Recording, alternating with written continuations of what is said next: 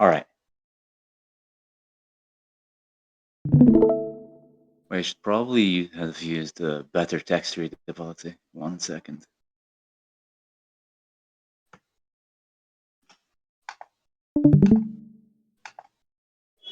There we go. All right. So is the stream working?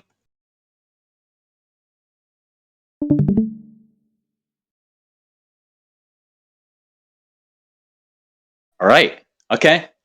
So before start, I just want to talk about like the format of the reading group and just what we expect in general, like the goals of it and what we want to achieve.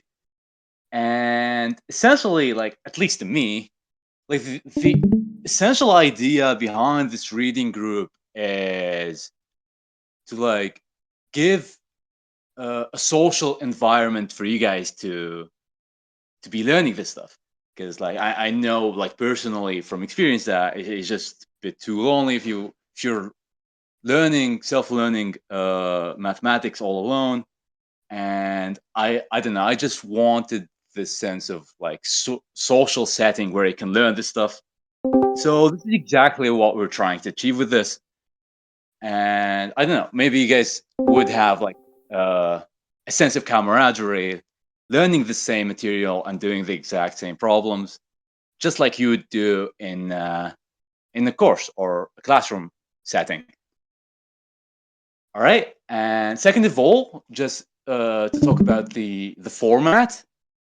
So essentially, we have like 2 meetings a week.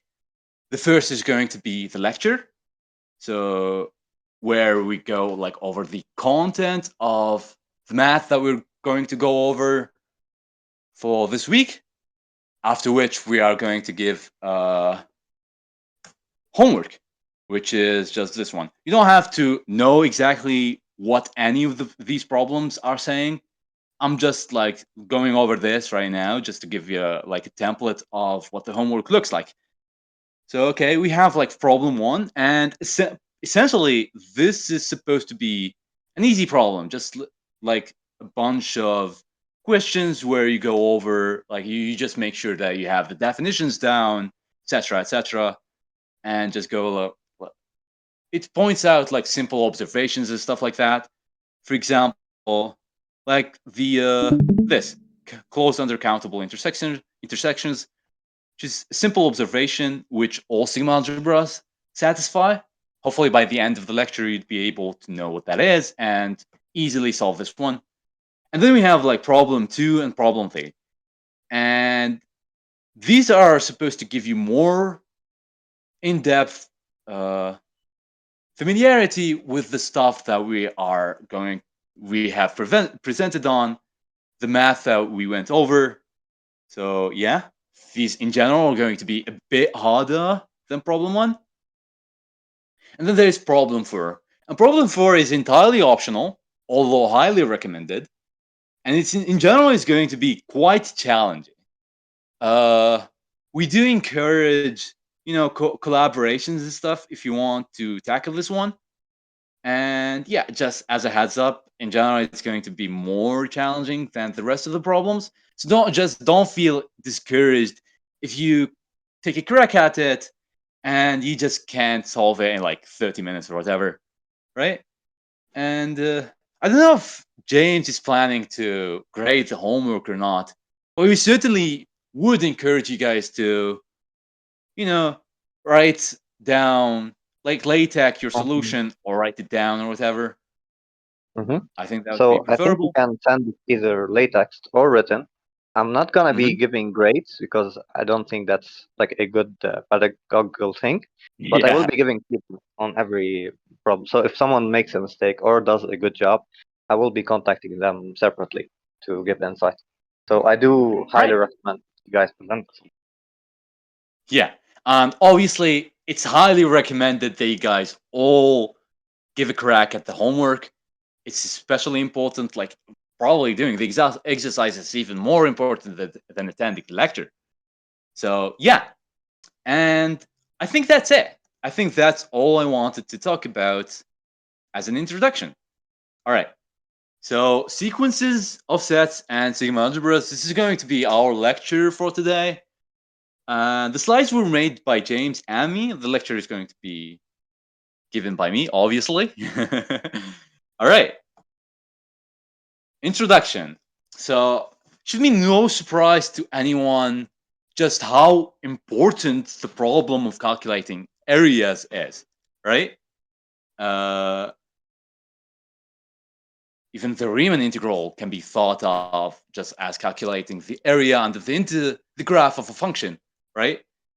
And while Riemann integration does succeed in like giving you an answer of like finding the areas of certain sets on the plane, it still comes short of what an analyst would like, right? Like it's not sufficient for all of the purposes of analysis. At least that's what it turned out to be historically, because people were using Riemann integral for a long time. So they realized like this is not going to cut it. We need something stronger. So it stands for reason that like if you're able to give a sense of an area to all subsets of the plane, then we would have more or less like a complete theory of integration, right? Like if you were able to find the area of any subset of the plane or the line or like volume in 3D space, then we would have like very strong theory of integration. We would not have to resort to anything else practically, right? But is such a goal even attainable? Is the question to ask. So let me just ask you guys, what do you think of this? Do you think this is attainable? Do you think this can be achieved? You don't have to know the answer beforehand. I just need you guys to like think about it. Yeah, that's sure, Becky. That's fine. Yeah, exactly. Your gut reaction is no. I mean, it should be pretty obvious since I'm asking this, right? Because I would probably just like if the answer is yes, I would just go over like I would just say it, and I would just go over the construction or whatever. Well, I love having area of a sphere from a group action. Exactly. Uh, yeah, it could be. I mean, in some sense, it could be attainable, but in other senses, it's not. And we're going to go over exactly in what sense it's not attainable, right? Surely we can find every area. Okay. All right. So let's just try and formalize that problem a bit. So what we need exactly should be a function. Let's just call it mu. It's convention to call it mu. I think it's just short for measure. Not sure exactly why mu is the character to go for, but essentially this function takes a subset of R of n, like the Euclidean space, and it gives you a real number. And the real number can be anything from 0 all the way up to infinity. Like, for example, the area of the entire space has to be infinite, right? Like, it can't be anything finite. So we do include plus infinity in terms of the possible values. And we essentially want this function to satisfy three things. The first that if we have an index family of disjoint sets and it can be either finite or infinite. It can be anything. Then the measure, and this joint here is obviously important. Then we would like to expect that the measure of the union of all those sets is just going to be equal to the sum of the measure of them individually. Furthermore, if a set E is congruent to F, that is, you can transform E through translation or rotation or reflection. Any of those, we call them isometries of R of n. Like if we can transform one set into the other through this isometry, then we should expect that the measure of one is equal to the other, right? Like if we move it along, like if we translate it somewhere, like its area or its volume should not change. And lastly, the measure of the unit cube, which is like 0 comma 1 to the power of n, like this is the unit cube, is going to be equal to 1. And this is for all dimensions, right? So it's not just the unit cube in the plane or the 3D space, all of the dimensions, all of them. All right. Unfortunately for us, the three conditions are just mutually inconsistent. Right off the bat, we can't expect one to be true at all between arbitrary unions. Like unions are arbitrary size, right? And it's not too hard to make an argument for why that is, because like measure of unit cube is going to be equal to the sum of the measure of the singletons making up the cube, right? And obviously the singletons are all incongruent to the other, like they're just points. So you can just translate one to the other and you'd have an isometry transforming one to the other, right? And yeah, so the measure their measure should be all equal, but it can be 0. That would mean that the measure of q is going to be equal to 0. Like the sum of 0 is 0. It does not change anything. And if there were anything positive, anything, excuse me, if it was anything positive, anything at all, then the sum on the right would have to be positive, right? So the measure of the cube is going to be positive as well. All right, so you would say maybe we can weaken that a bit and just require countable unions. Unfortunately, even that restriction is not enough, right? And we can make an argument for why that is. And essentially, it's going to be sort of analogous to this argument. We're going to present the argument for the case where n is equal to 0, n is equal to 1, excuse me, and in which case the unit cube is just cube under quotation marks. It's just going to be the unit interval, right? And what we're going to do is to what was the word again? Partition the unit interval into a countable set of subsets, right? And yeah, we're going to have a situation sort of similar to the thing we saw just slide before, right? So consider when n is equal to 0 and define the equivalence relation on 0 all the way up to 1 without including the 1. So that's a bit of a technical necessity. And say that x is equivalent to y if x minus y is rational. And you can go over all of the what do you call them? Like just the definition of an equivalence relation. And what you get is that this indeed is an equivalence relation. So using the axiom of choice, what we can do is actually extract a subset n that contains a representative of each equivalence class. Obviously, this set is going to be super wild, like super unconventional. Like you can't even imagine what this set would look like, probably. And furthermore, we are going to define a set of sets or class of sets called n of r.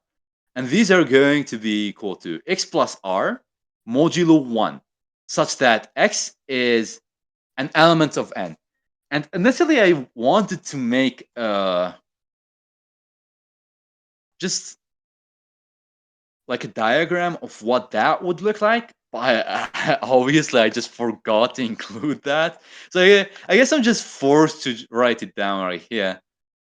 So suppose we have the unit line right here, and let me just change the color.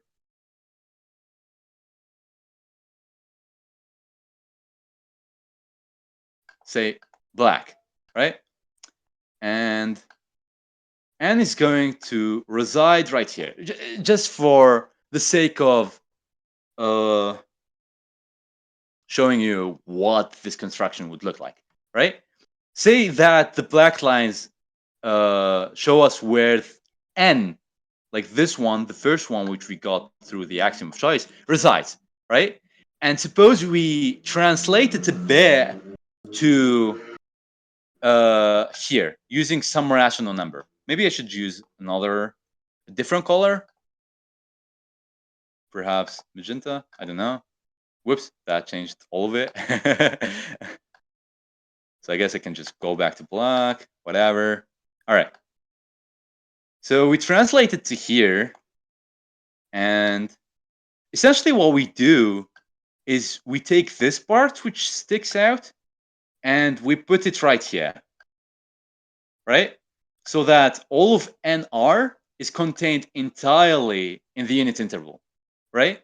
And it should not be too hard for you to convince yourself that under these these conditions, NR should have the same measure or area or quantity, whatever you want to call it, should have the same area or length as the original N, right?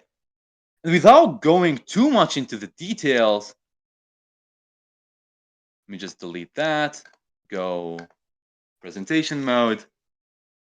Without going too much over the details, we should, all right, we can prove that the measure of n should be equal to the measure of nr. Furthermore, it can also be proven that all nr's are disjoint from each other, right? So they don't share any common points, and they partition q. That is, any point in q should be in at least one on nr, right? And given that these three conditions are all true, then we should find that the measure of the unit cube is equal to the sum of the measure of nr over all rational r's, right? So we're only taking the sum over a rational quantity, a rational countable number of subsets, but we still arrive at the same problem that we saw here. That is, if the measure of nr is 0, that will mean that the measure of q is also 0. However, if the measure of nr is anything positive, then the measure of q is also going to be infinite. So maybe you can just pause a bit here and see if anyone has any questions. So I'm going to be doing this throughout the length of the lecture in case anyone has a question, and we can have like just pause for 5 minutes to make sure no one is lost or anything, right? Okay. So I'm seeing here that there's quite a bit of chatting going on now. Yeah. I would prefer if you guys just paid attention to the lecture, and I will give you guys time for like just this 5 minute window, and we can just discuss or answer some questions. Shouldn't matter. mean, why the measure of Q is either zero or infinity? Yeah, so just think about it. Like the these quantities, like we're summing over equal quantities essentially. Like you can prove that the measure of n is equal to the measure of nr, right? Because they're basically uh, nr is just in some sense just a translation of n. Like we just take one piece at the end and we stick it at the beginning just to make sure that nr is a strict subset of 0, 1, right? And yeah, so their measure is equal, but their measure is either 0, in which case you're just summing over 0 over and over and over again, right? So that would mean that the measure of Q is equal to 0, right? Because of this equality over here. However, if they were anything positive, like anything positive at all, no matter how small it is, like you're adding up a positive value infinitely many times. So what you get is an infinite value, which means that the measure of the unit is going to be infinite as well. Okay, can I add a Yeah. small remark? What was that? So the reason that this specifically fails is because we are adding an uncountable number. Like the No, summation no, is done over an uncountable set. If we no, were no. to restrict to, That's not yeah, exactly accurate. It's we're only taking R rational to be here, I right? don't think so. So Like, if you look at the proof, if we were taking R to be rational, we wouldn't have the issue yeah, because the summation can be finite. We are taking R to be in 0, 1. So that's what's causing the problem because we're taking any R, I'm not right? sure I Because follow. the reason the summation is infinity is because we're taking an uncountable summation. If we were summing over Oh no, Q, no, then that's not accurate. This is just a typo. I should have written here that R is in like 0, 1 cap Q. That is, so R is just oh, yeah, like we just take the sum over rationals, and even then it's still infinite. Like even if we take uh like this is what I was going after with this slide, right? Because I wanted to show that even if we weaken the first condition to take only, you know, a countable sequence of sets, we still would have problems, right? Because even if we took R to be, we just took the rationals that were within 0 and 1, we can construct these NRs and they would essentially give us the same problem as before.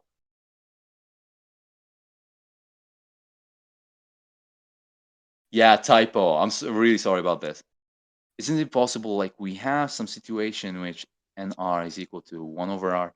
Yeah, so no, no, that's not really possible because uh, you can prove that the measure of n is equal to the measure of nr using these uh, these conditions right here, right? Because uh, you can sit down, just you can convince yourself that nr you're essentially just translating n to the right a bit by this quantity by r, right? And then you're taking the bit that's sticking out at the end and you're putting it at the beginning. And essentially, this should mean that N and NR are more or less just congruent. So, using these conditions, it should mean that the measure of N and NR is equal, right? So, yeah. Yeah, they're all equal to some constant, the mu of N.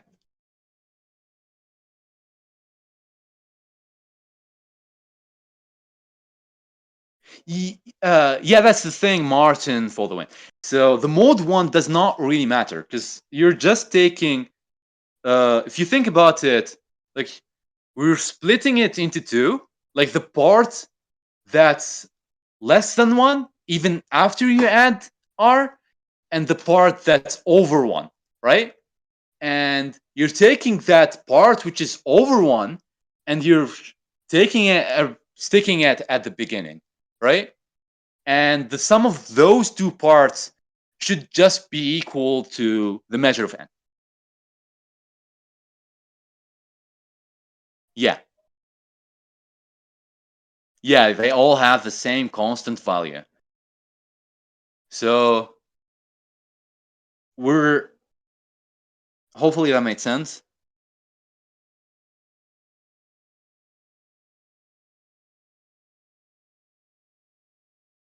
Yeah.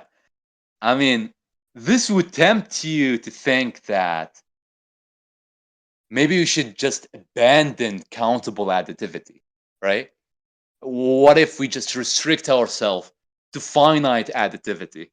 However, I would strongly discourage against that because, first of all, that's just a central piece to like making the limits and continuity results of the theory work smoothly, right? Like we really need to be able to take limits and stuff using like we should be able to add like infinite amounts of stuff just to be able to do analysis, uh, in a sense. So yeah, countable additivity is really really essential. We should not be able to let go of that condition so easily. Furthermore, uh, I mean, it should not be hard to motivate at all. Like suppose you want, for example, to find the area of a circle, and this is a question for all of the attendees right here. So suppose you want to find the area of a circle, right? But you only know the area of rectangles, right? Like supposedly, the area of a rectangle is just like the length times the width, so it's not that hard. However, like a circle is just sort of smooth in a sense.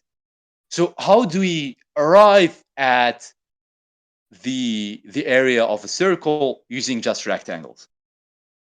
Maybe using this question, we would know like just why that property is so essential.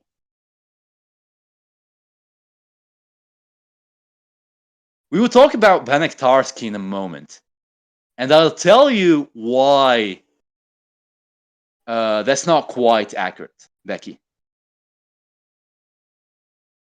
Yeah, take supremum of areas of rectangles.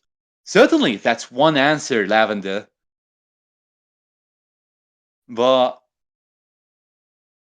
yeah, so one idea you might have is to essentially just approximate the area of a circle using finitely many rectangles. But no matter what, if you only have a finite amount of rectangles, the area for rectangles will not cover, like it would not be equal exactly to the circle, right? Like if you uh, want to be sure that the area of rectangles that cover the circle, for example, then you would not be able to do that using only finitely many rectangles. So what you would do instead is to sort of approximate the area of the circle from outside or from the inside. That is, just like fill it in with rectangles that are entirely contained within the circle, right? And you make that approximation further and further accurate by using infinitely many rectangles, right? And we would only be able to do that if we had countable additivity, right? So yeah, that and like this idea of taking like a smooth shape or a shape which is not super regular and approximating it using shapes that are more simpler is super ubiquitous in analysis. So yeah, if we want to do like any sort of analysis, we really should be like what's the word here? Not letting go of that condition, Okay.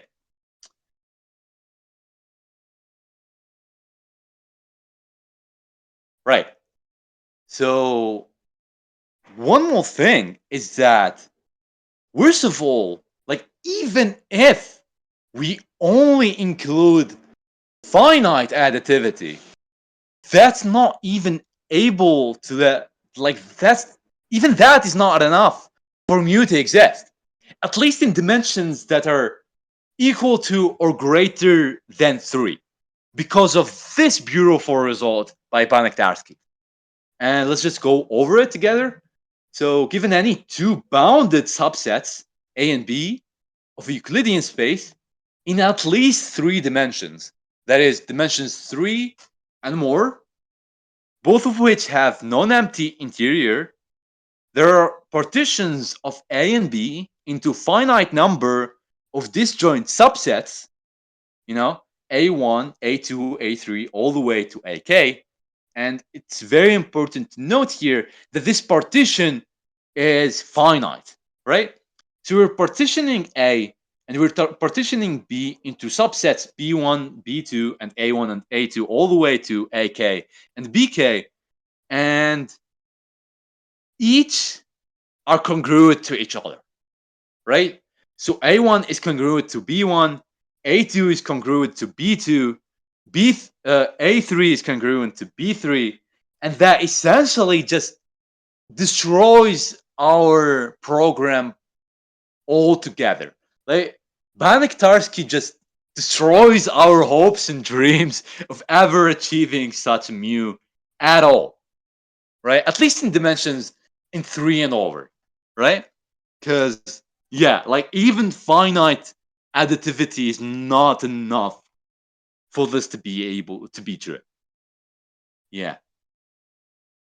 So yeah, like if you think about it, what Banach Tarski tells you is that you can start by a ball the size of a pea and a ball that's the size of the sun, and you can partition both into a finite partition, right?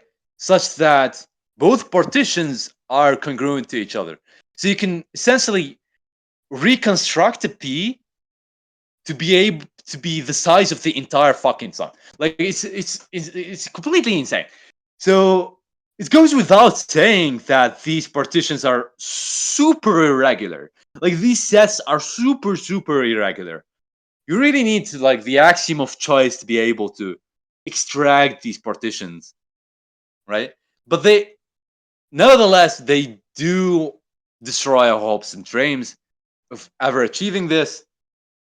So yeah, we essentially cannot make sense of a notion of a volume for dimensions n that are greater than 3 or equal to outright. Like we can't do it. We outright cannot do it. So what do we do? What is the thing that we should be doing?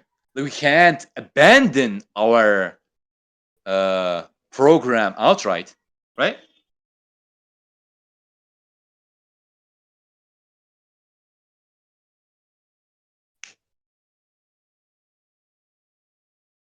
Yeah, congruence should be preserving size. Like that's one of the things that are, though we are, asking of our notion of volume. Like you should agree that if we were to assign a notion of a volume to all subsets of the Euclidean plane, then changing a set through translation should not change its volume, right? Like that makes no sense. Like imagine taking a ball and translating it in Euclidean space and it just grows bigger. It makes no sense, right? So that's, you should agree that's something we should expect. However, because of Banach Tarski, yeah, we really cannot do it. Just to prove that Rn is a mistake and should not be studied. I mean, yeah. I mean, not exactly. But some people outright not believe in dimensions that are greater than 3. However, like we are living in three-dimensional space, so we should be expecting this to be true. We should assign volume to three Euclidean space. At least we should try to, right? Okay.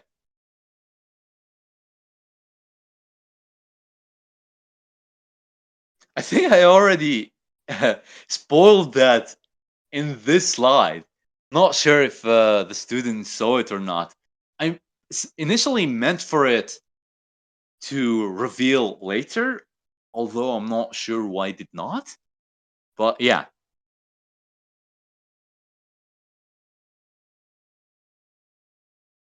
Why did we specify disjoint again? I mean, yeah, because like think about it. Like if you have a set and its subset, and the measure of their union is just going to be the greater set, right?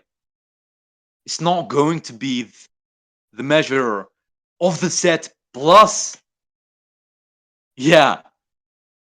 Otherwise, like the set, the measure of each set is infinite, which makes no sense, right?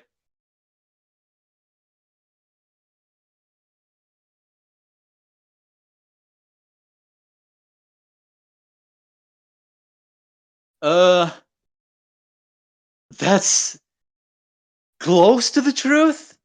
We can certainly do it, Martin. We can certainly do it using something called the outer measure, which is going to turn out to be something super important to constructing our measure, which is the measure is the thing that we're looking for, the thing that we are, which satisfies all of those things. All right.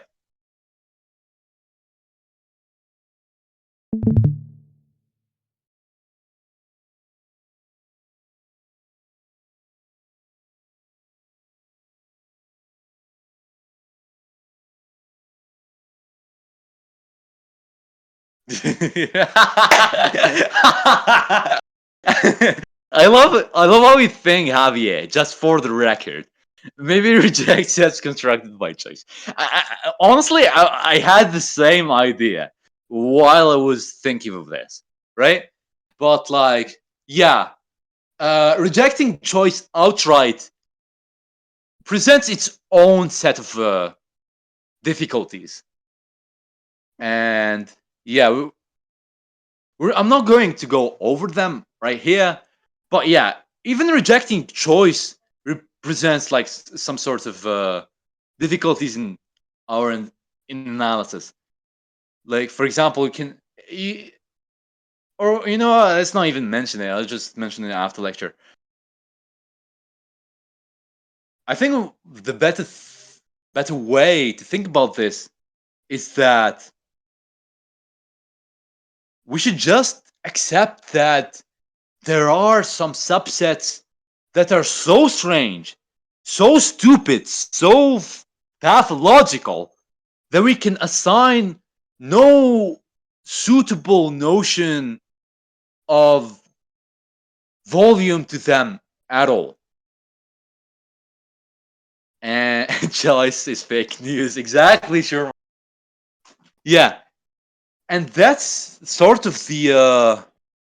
Excuse me, I should go like just drink water. My throat is so dry. I'll be right back.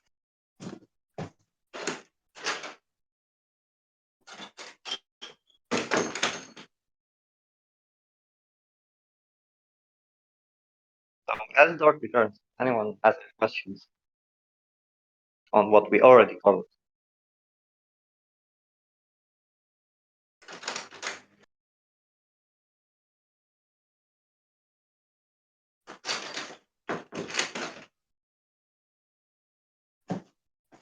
I am back. Welcome back. Thank you. All right, so let me see if someone did answer this, except for Mislan, because I know he knows the answer.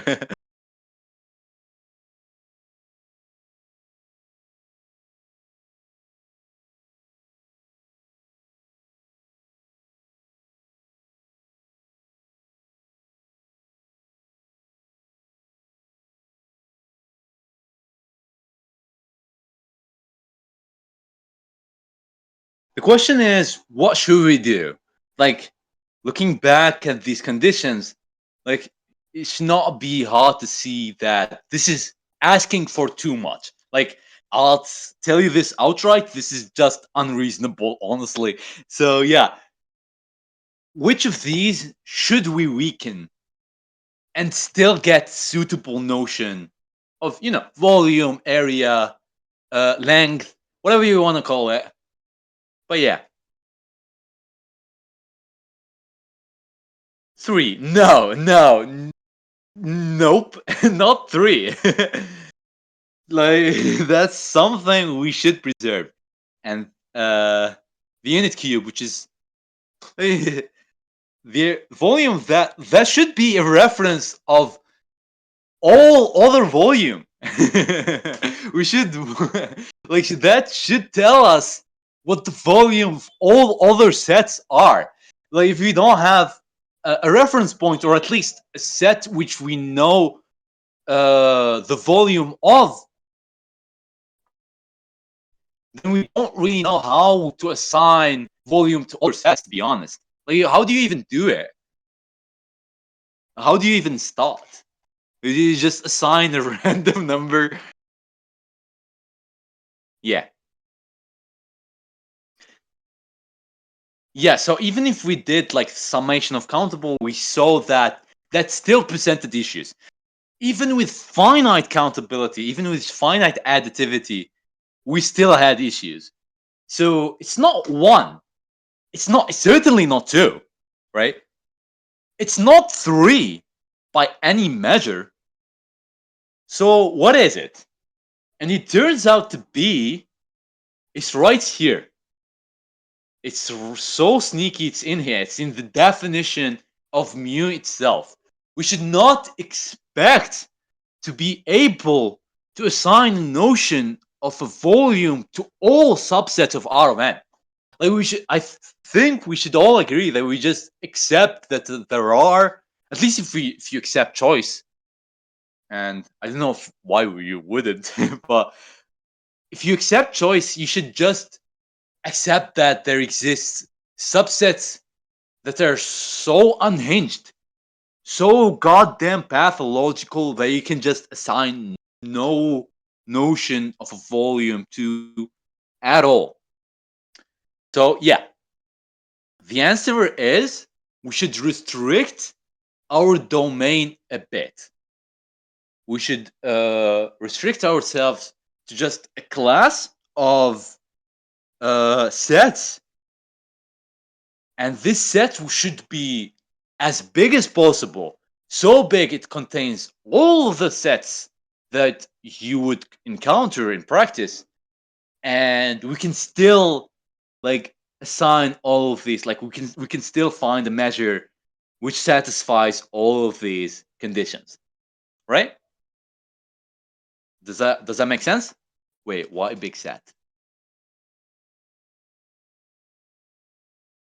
Good enough. Cool. Good to know.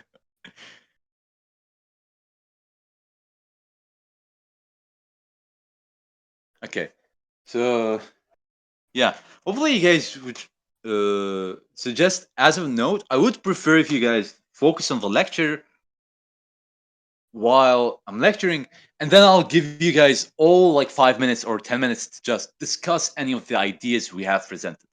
I'm just letting you know that I will give space for discussion and asking questions, right? Okay. So going back, one might be tempted. I think I went over this already. Okay. The residing place of measures. And this is extremely important. Okay. So our mission right now, before we can construct our measure, before we can even assign a good notion of volume to as big of a class of sets as possible, we should first know where these measures reside, where we can define these measures, right? Okay. So first of all, I think we should all agree that the empty set should be included within the sets we can measure, right? Like its measure is just going to be zero, like outright. Like if you have the empty set, like its volume is not going to be something positive, right? That would throw things off so much because like any set is the union of the empty set plus itself, right? And those are disjoint. And so this would just imply that all sets have infinite measure. So it wouldn't make sense to assign anything but zero to the empty set, right? Second of all, we wanted to preserve countable additivity, right? That is, if we had a countable sequence of disjoint measurable sets, that is, sets that we have a measure for, then their union should be measurable too, right? The measure of the union is just going to be the sum of the measure of each one individually, the measure of En, right? So their union should also go in M. Third, if we have two measurable sets, E, which is subset F, then we should be able to know their measure too. And this is a slightly advanced observation, but I think you should agree that, like the measure of F minus E plus the measure of E, should be the measure of F minus E union E, because those are obviously disjoint, right? And this is just the measure of F, right? Hence, the measure of F minus E should be the measure of F minus the measure of E, right? Like super simple. It's not that hard. It's not rocket science. And one thing to know here that these inequalities, like this algebraic manipulation, would only make sense if the measure of F is finite, right? But I'm intentionally talking informally right here, just to like figure out our footing, right? Like we're not even constructing our measures yet. We don't even know what the measure is. We're just trying to like going blindly in the dark, trying to even know what the appropriate set onto which we can define measures as, right? So just please bear with me. Okay. Hopefully these three conditions made sense, right? I don't think they're too hard to agree on, right? Anyhow, so almost this almost gives us the standard definition of the domain of the measure. Actually, it's so close, and in fact, I think it wasn't standardized for a long while, uh, until everyone just agreed that sigma-algebras were just superior, and everyone just did sigma-algebras, right? Yeah. So we're just going to use this definition, just called sigma-algebra, obviously, and it turns out to be more flexible in theory. It's helpful to have like mathematicians just agreed that this is just a better definition. No, it wasn't me. I'm not coming out of the uh, coming with this on my own. And let's just look over it.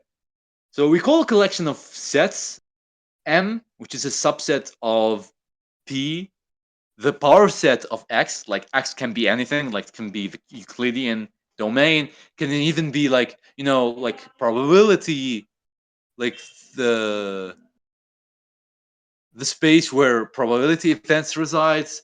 It can be anything. And as you will see, like central theme while constructing this series, we want this to be as flexible and as general as possible, right? And we call this a sigma algebra if and only if the empty set is in M also.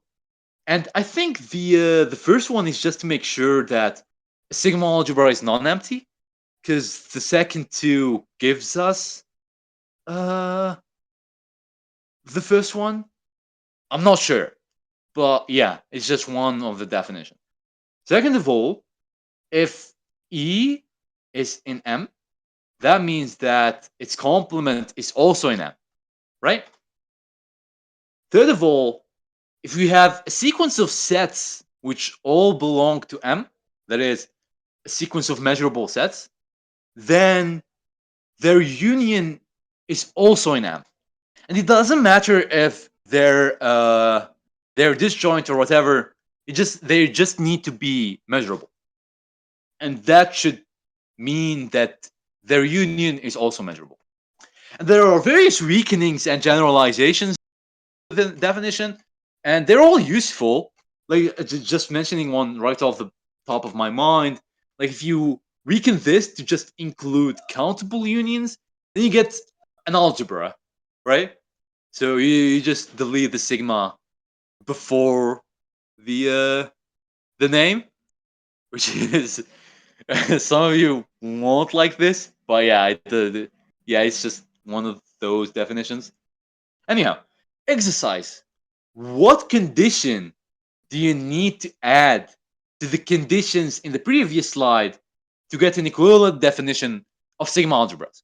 Right. So just look at this, like look at these conditions, and what do you need to add to get this? Something completely equivalent to sigma algebra. And you can think about this right now, but it's also included in the homework, so you can wait till then. Doesn't matter. Second of all, which is also an exercise which is included in the homework, including these in the slides and also in the homework because I want to be working with these in the during this lecture, right? So I'm just mentioning them right now, and prove that for sigma algebra M and countable sequence En in M, prove that their intersection is also in M, right? That is, M is also automatically closed under countable intersection. All right.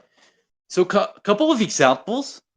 The power set of X is obviously sigma algebra. I mean, it contains all of the subsets, so it should not be too hard to imagine that all of these are satisfied. Like the complement of a subset is also a subset, right? A countable union of subsets is also a subset, and the empty set is a subset of all sets. That so yeah, power set obviously sigma algebra, but even this is just a sigma algebra, which is just the set that contains the empty set and contains all of X, right? Trivially, of course. And this example, both of these are not super interesting by any stretch of the imagination. But yeah, it's just examples. Second of all, M. And M is a bit more involved, and it takes a bit more mulling over and just making sure why this is true. So suppose that E, and we say that E is measurable or E is a an element of M. If E is countable, or of if its complement is countable, right? Then it's a sigma algebra. Third of all, let E be a subset of X and M any sigma algebra. That is, we already have a sigma algebra on X. Then this defined right here, which is like I think there is a typo in. No. This is not a typo. Yeah. So we can define the sigma algebra on E, which is like we can restrict ourselves to work only in a subset of X, right? And we can use our larger sigma algebra to be just that, the intersection of Small E remark. and A. Hello? Can I give a remark? Yeah, sure. Yeah, So go ahead.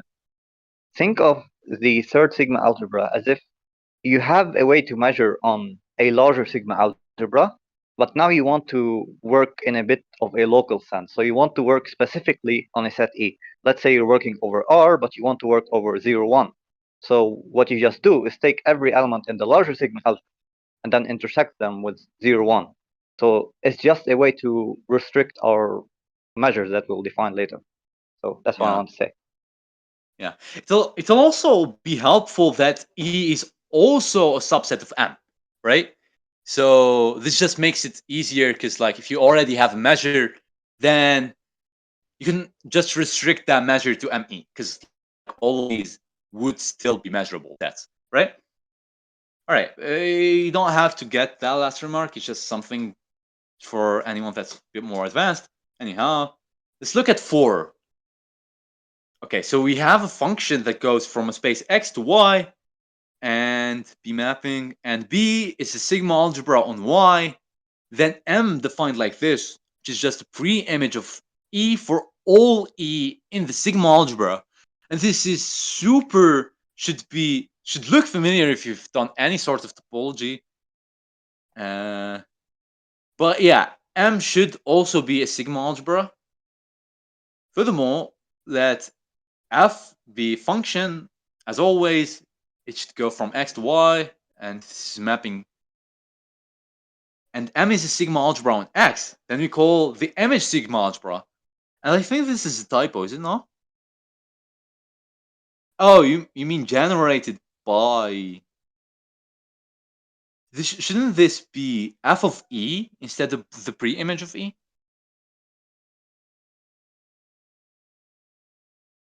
Yeah, you're right. Wait, no. Okay, yeah. No, no, no. Just give me a sec.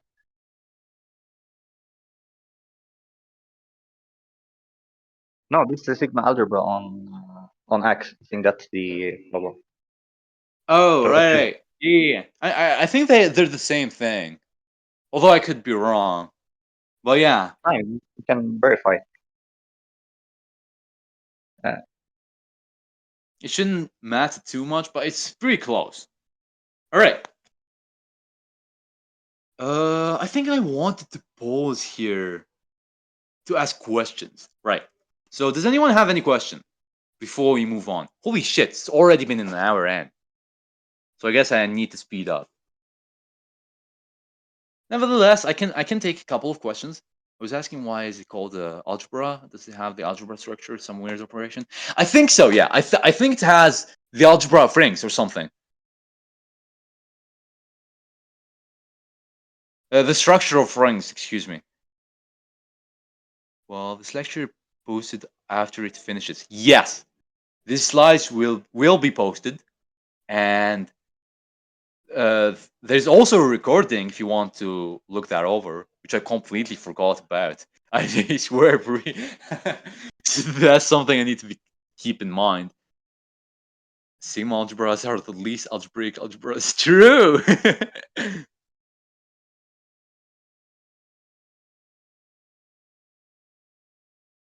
Yeah, symmetric difference and the intersection, like something like that. Something dank. I mean, no one considers the algebraic structure of these sets. Like you just do analysis on them all. To be honest, like, I don't think anyone like looks at the ideals of a sigma algebra. Stupid.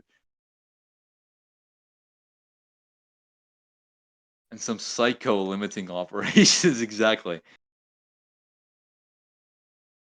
I, the question was just concerning algebras, not sigma algebras in general. So I think algebras are straight up just an algebraic structure, honestly.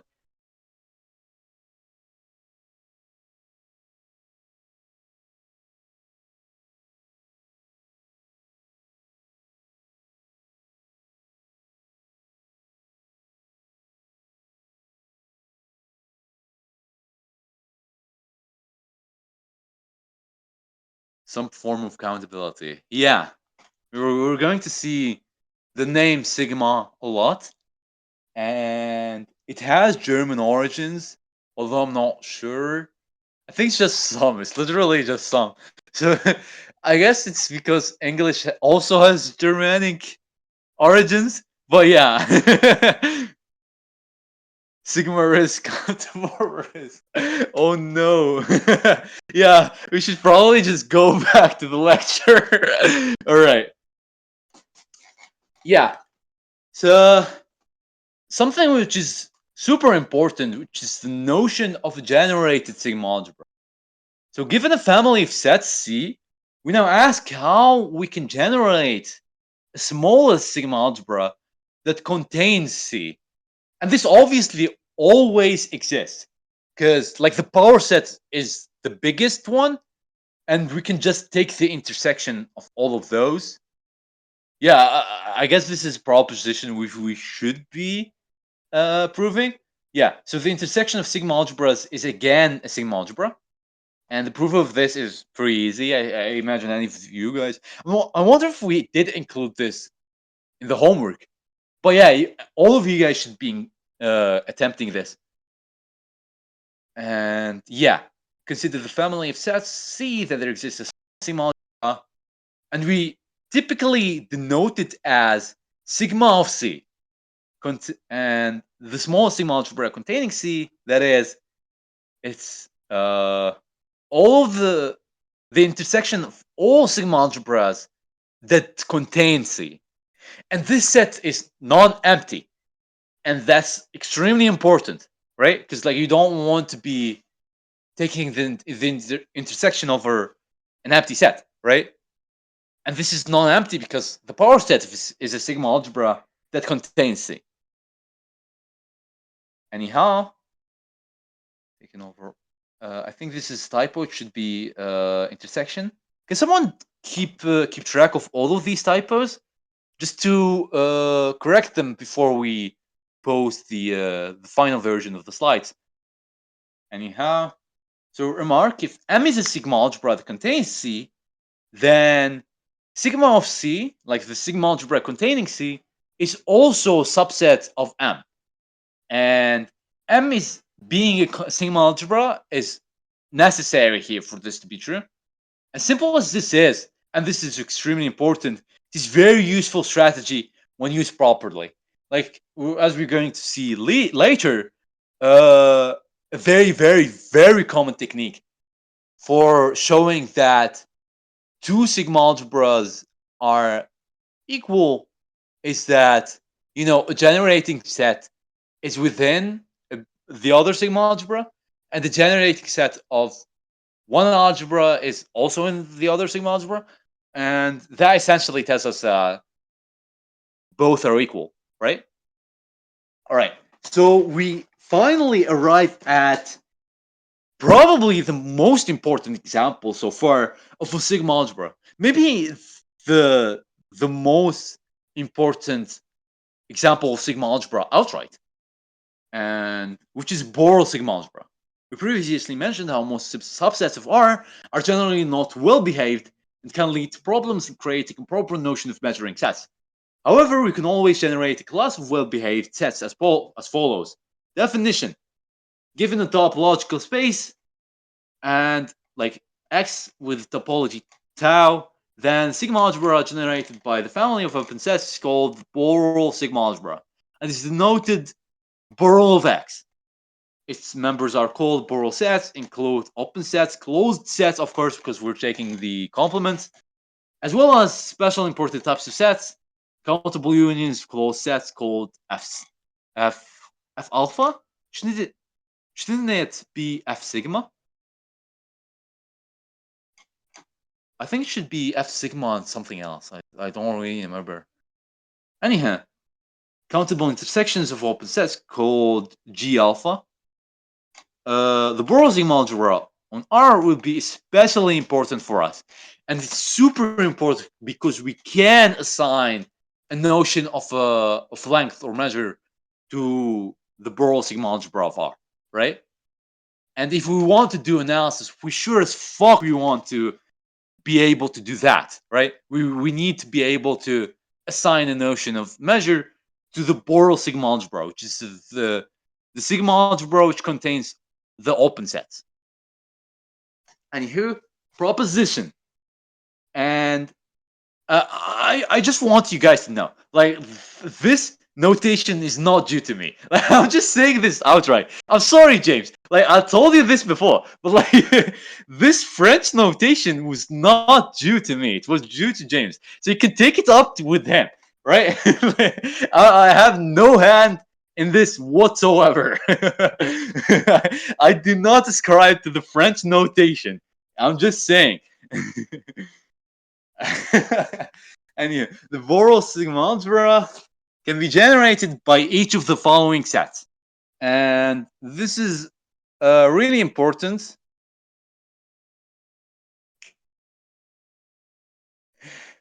Uh, yeah, so all of these can generate the sigma-Algebra. The first one, the second one should be obvious. It's not difficult. I have to admit, I did not read the proof before going here, although I probably should have. And yeah, it's not difficult to verify that all these sets are Borel sets, hence, yeah, the sigma of EIs in the Borel of R. For further inclusion, recall that every open set in R can be written as countable disjunct union, open intervals, hence the Borel set, the Borel sigma algebra of R is contained within the sigma algebra of E1 and E2 and E3 and all of these combined. The rest of the proof follows by verifying that open intervals are a subset of EJ. I think you guys already Okay, proved so this in. just a small Yeah, remark. Um, sure. because every open set can be written as disjoint union of like, open intervals, this only shows the Borel sigma algebra as subset of sigma 1. So the rest of your proof is showing that sigma 1, wait, it's not sigma 1, I think it's E1. E1 is Hmm. now subset of all the rest of the generated sigma algebras. So you just want to be able to write, for example, closed sets using only open sets, and then you want to do that for you want to write the open interval using closed intervals, and then you want to do that using every type of interval that's available on the screen. And if you can do that, then you should be able to verify that this implies the Borel sigma algebra is generated by them. I hope that made sense. Hmm. I mean, it should make more sense once uh, the students are just going over the proof. And obviously, you guys should be doing this. Like after this lecture, I don't know, like tomorrow or after tomorrow, like doesn't really matter. You should be going over all of these proofs more in depth, right? Like I'm skipping over them because they're not super hard, and I trust all of you guys can figure them out on your own. And obviously, we're all here for you guys. If you want to ask us questions, if a proof did not make sense, then you can ask in the discussion channel. So, yeah. All right. Uh, Sequences of sets. Before that, maybe we should just. Oh, you know what? I think I can just cover sequences of sets, and then we can have like a session where we just ask questions. Another one, I mean, the following is a construction which is, first of all, it's facilitated by the structure of sigma-algebras. Second, it's going to be used throughout this course. Like it's all over the place in measure theory and even probability for that matter. Yeah, and it's this right here, and it essentially gives a notion of a limit supremum and the limit infimum to sequences of sets, right? So as you might recall from elementary introductory analysis, limit supremum and limit infimum always exist for any sequence of numbers, and the same is true for En and for a sequence of subsets of X, right? So let's go over this. Limit supremum of En. We say that X is in this. This is equal to all X that are in the space, and also X appears infinitely many times. So X appears for infinitely many times throughout our sequence of sets, right? So like it could, for example, disappear in E1 and then reappear in E2 and then disappear from E3 and reappear in E4, etc., etc., etc., and it would appear in the limit supremum, right? And we got the limit infimum, which is a bit more restrictive. And what it says is we only accept x that appear for all but finitely many n, right? So at some point they just appear always, right? Like there exists an n such that they're always in the sequence, right? So for example, like just taking the real numbers as an example. So I'm taking one, right? The number one. So the number one can disappear from E1, can disappear from E2, can disappear from E3, can reappear in E4, and then disappear from E5, and then from E6 and onwards is always present. Then it's in the limit infimum, right? If it goes and then reappears and then goes and then reappears, it's not in the limit infimum, right? It should be in every single one after a certain point. I know this definition like takes a moment to internalize, but we're pretty low on time, and I tried. I'm trying to keep this under an hour and a half. So yeah, proposition, and keep in mind that we could have taken this to be our definition. For a sequence of sets En, we can write the limit supremum and the limit infimum to be equal to this, which is first of all for the limit supremum, it's the union over n greater than or equal to 1 over the intersection of k that are greater than or equal to n, right? And for the limit infimum, it's the opposite, right? It's the intersection of the union of ek, right? So yeah, just a bit of a remark here. When you will realize that definition, this definition right here makes more sense if you want to like make sense of what the limit supremum means, right? What the limit infimum tells us, right? However, the proposition in practice is what you're going to be using. And this is just like a remark, like just practical remark, which I have realized over the years. Well, not years, it's just a year. I learned this stuff like a year ago.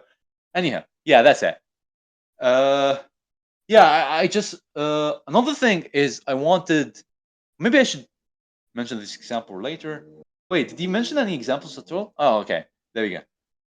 Yeah, one example of a natural like occurrence of the limit supremum is in the context of probability. For example, and you don't have to like understand all of the details of this example, but suppose, for example, like you're doing a Bernoulli trial, you're just tossing a fair coin. And if it heads, you win, and if it tails, you lose, right? And suppose En is the set of all events where you win on the nth trial, right? And of course, the limit supremum and the limit infimum of these events can be of interest because the limit infimum of the limit of supremum of En essentially tells us like if you lose nothing, if you had tails, right, and you win a certain amount by getting heads, then calculating the probability of the limit supremum of En should tells us the probability of gaining infinite. Obviously, this is like in reality, this will never happen. Like, there's no casino that in its right mind would do this. But yeah, uh, the probability turns out to be 1, just for the record. The limit infimum tells us that after a certain point, you're just going to be winning outright, like always winning. Like after a certain moment, you're just winning. And that's going. I think the probability of that is going to be zero, although I'm not really sure. All right, convergence of the sequence of sets, and I think this definition is slightly less important than the other two, and essentially tells us that if the limit supremum and the limit infimum both agree, and they rarely do, I think, but if they do agree, then we can find the limit of this sequence, right? We can call it E. Definition: if we have an increasing, I think this is the only way for which the limit exists, although I could be wrong. Anyhow, we say that En is increasing if En is subset En plus 1, and decreasing if the opposite is true, that is, En is subset En minus 1. And it's not difficult to verify that the intersection of En is subset limit infimum of En, which is subset limit supremum of En, which is subset union of En.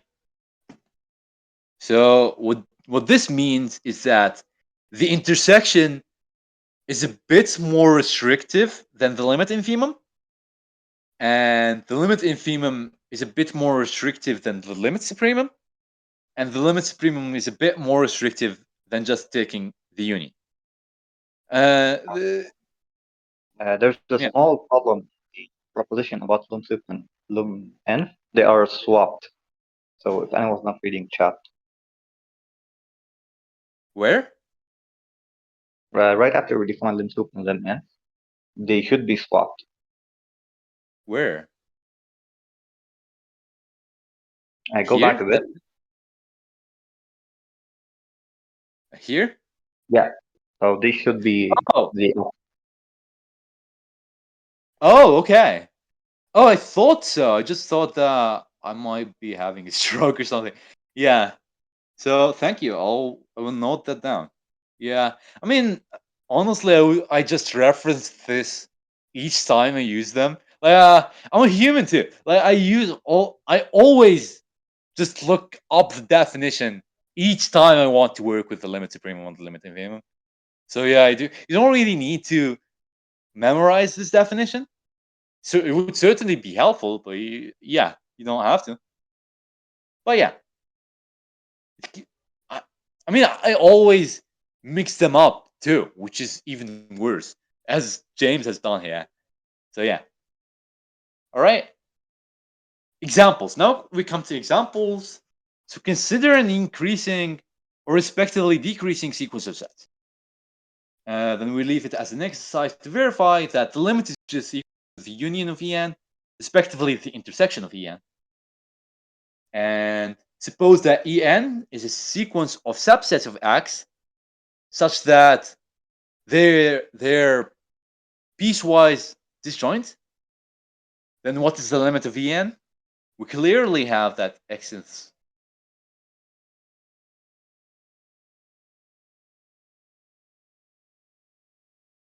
Let me just read this. We clearly have, yeah. So we clearly have that if X is in the limit supremum of En, then X is in En for infinitely many n, right? Specifically, X is in EI intersection EJ for some I that's not equal to J, right? And since limit infimum is subset of limit supremum, yeah, so limit supremum has to be uh, empty because of this. And the limit infimum is a subset of the limit supremum of this sequence, right? So they agree and they're equal to the empty set. All right.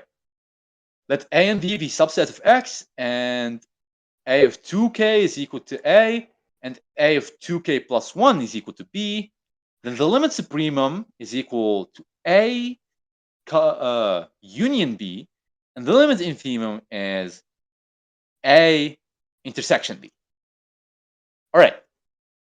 Before going to monotone classes, I think we should just like pause for 5 minutes or so, just look over the Any questions that anyone has for us? Gaslighting, Darky.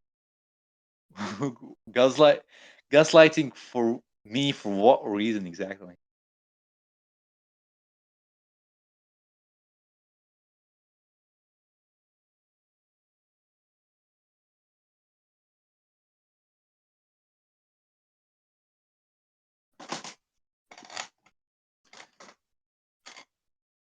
Oh, right.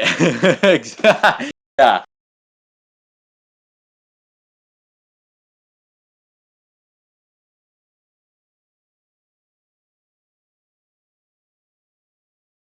So before I post the slides, I just want to go over all of these typos,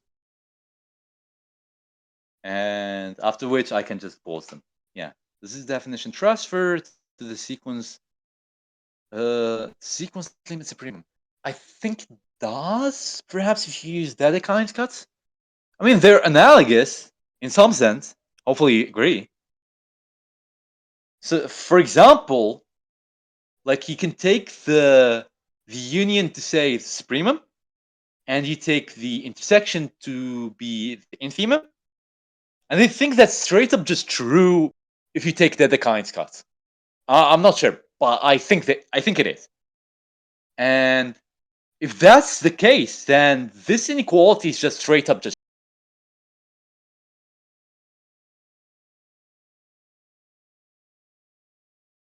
How about sigma-algebras? I realize they're a bit of an involved topic.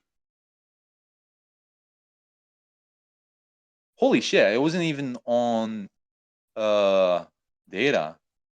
Was my stream working probably? It usually doesn't. Anyhow.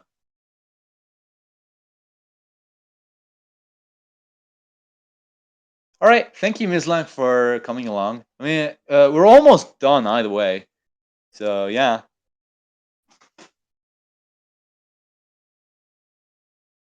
Yeah, it's like two more slides. Let me see.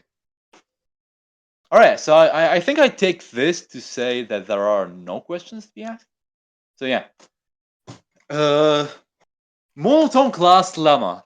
I was a bit hesitant to include this one because like we only need this so far into the future. Like we only need this all the way up to I think Fubini and nowhere before that. But just for the sake of like including everything in the same place, I included this here.